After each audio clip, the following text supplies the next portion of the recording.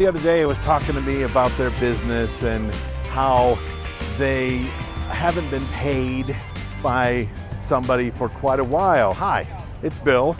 This is Creative License, and thanks again for being a part of this little dog and pony show. Today, I am doing the show from Las Vegas, Nevada, the first day of the MEX conference, and here I am this morning downtown in Las Vegas near the Tropicana Hotel.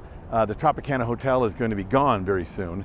They're building a baseball stadium here, but yeah, it's it's one of the first conferences, or actually the first conference I ever went to was right here. So I thought, while I'm in Vegas for the conference, I will do my little show here. So thanks to my sponsors, Electro-Voice and Perfect Portals, and a DJ, event planner, and Promo Only, and of course the Entertainment Experience, my little workshop. So to get to the thing, I haven't been paid for a while. I don't know what to do.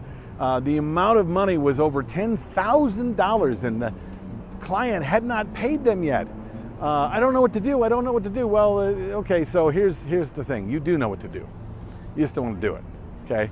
You're a nice guy, okay? And they told you they'd pay you, and they asked you for some time, and they were hoping that maybe they would get to the money that they were going to pay you, but you went, well, okay, I'm good. You know, I trust you, and then they didn't pay you, and then months went by and they didn't pay you, and then 3 months. Now it's 6 months. They haven't paid you, and they're still leaning in on this idea that you're such a nice person, they can hold back their $10,000+.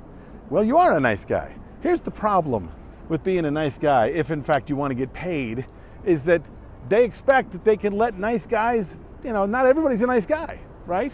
And to be a business person, you really can't get away with being a nice guy. You can. I'm a nice guy.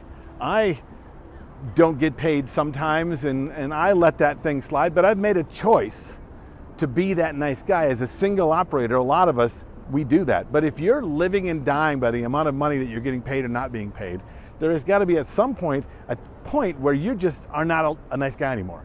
You can be a business person and still be nice. You can be direct about the fact that you cannot continue to work if you don't get paid.